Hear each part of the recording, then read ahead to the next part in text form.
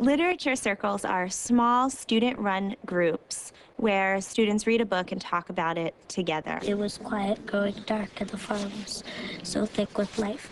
Denny walked very softly toward the cows. He was a little afraid of them and did not stand right up next to the fence. And basically they give kids the chance to practice the skills and strategies that they've learned both in reading workshop and some of the talk strategies that we've worked on in whole class.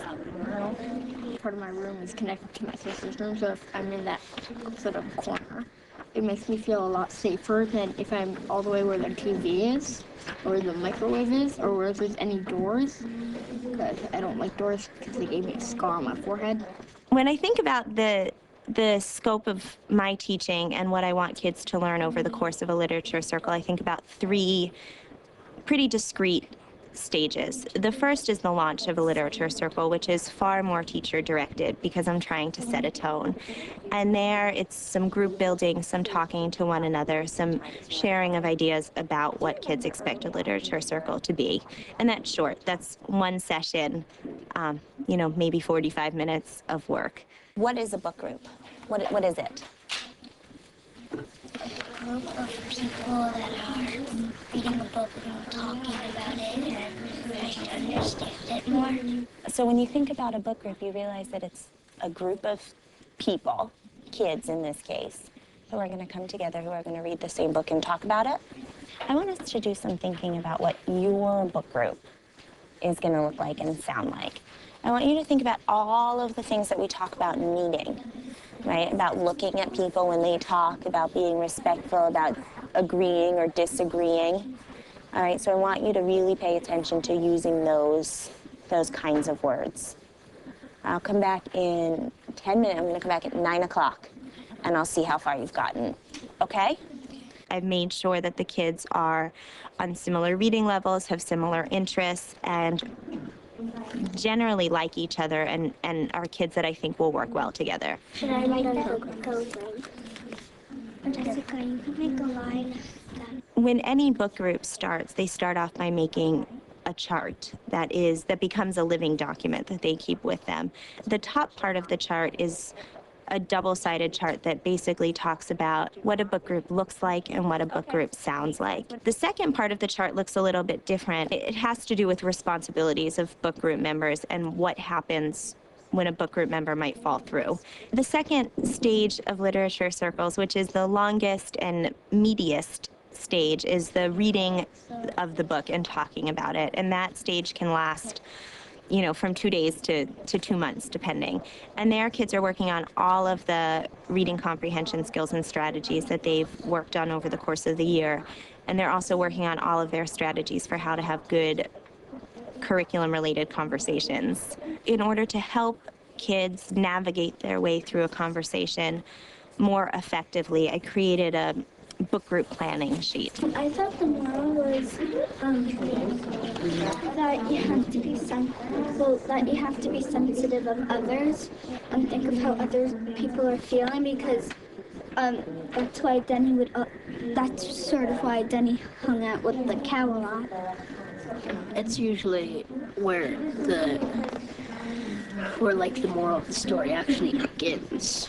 Like how two people can even really hate each other, but then become best friends or something. Well, you could feel and think like another character, not just Harry.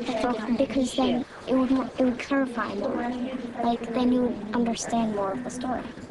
By the time kids are in the third stage, or that project stage, they don't need me very much anymore because they've worked together for a period of time. I've spent time with them telling them what I think they do really well and where I think they can work to be even better. And they've internalized it. Let me know if you need my help, okay? Good work. There are both social benefits to literature circles and academic benefits to literature circles. I don't think I've heard you talk yet the whole time we've been in book group. Socially, kids are able to practice it and to learn really how to listen to one another, how to express their opinions, how to take turns when they're talking, how to agree and disagree in a way that is acceptable in a classroom. The connection I did was I also have trouble getting a hermit crab to get out of his shell because he had very much trouble trying to see the hermit crab, and so do I. When he was just fishing, he would just let his thoughts flow through his head, and sometimes I just am alone and my thoughts are all over the room. Academically, kids are able to practice reading comprehension strategies that they've been working on, such as making text-to-text or text-to-self connections, visualizing, asking questions, both kind of clarifying questions and a deep question and designed to get kids to go deeper into the book. What made him feel insecure about the nuclear freeze? Because I didn't really understand why he felt so insecure and why he went to the cows and how they helped him feel better. Well, usually when you hang out with an animal, it feels like you're alone with a really good friend. Like when I had my dog, when I felt bad or something, I would always just go to him and I'd lay down, because they just kind of make you feel safe. Like the cows made Danny feel a lot safer. They can make inferences, talk about author's purpose. So all of the really deep reading strategies that we've practiced, they can then practice without me pushing them to do so. All right, I'm gonna just sit and I'm gonna listen for a couple of minutes, and I'm gonna tell you what I see you doing really well and what I want you to focus on. Okay, so you keep talking, pretend I'm not sitting here, and I'll jump back in a minute, okay? Generally, what I try and do in literature circles is twofold. On one hand, I try and be a mirror to kids, so look at what they're doing and objectively tell them what I see both that they're doing really well and what they need work on doing. And I also try and pop in to each literature circle to push them a little bit, to steer them in a direction that I think would be would strengthen them as learners and as readers and as group members. You are trying to figure out your project for the end of the book. So far we've got 4 ideas, but we're not sure, so we're trying to see how it could help us as a reader. As creators of a board game, what reading strategies do you need to pay attention to? Like, is it visualizing? What are you doing? You have to visualize a lot, so you can sort of remember how the maze looks like, but you'll have to read very carefully, because then you could remember like parts of details, like how it looked like. I guess the thing that kids are getting out of literature circles that's different is the ability to try things on their own and the ability to work within a group that is not teacher directed. Sometimes teaching is messy, and sometimes literature circles are messy, and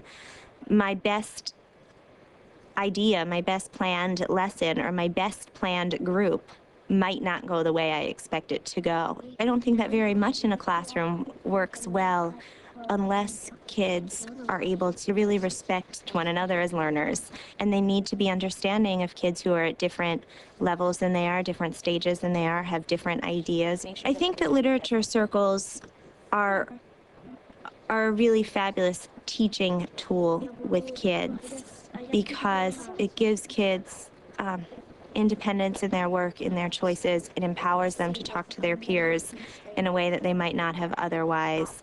And it makes reading social. It makes reading a fun, interesting thing to do that you can do with your friends.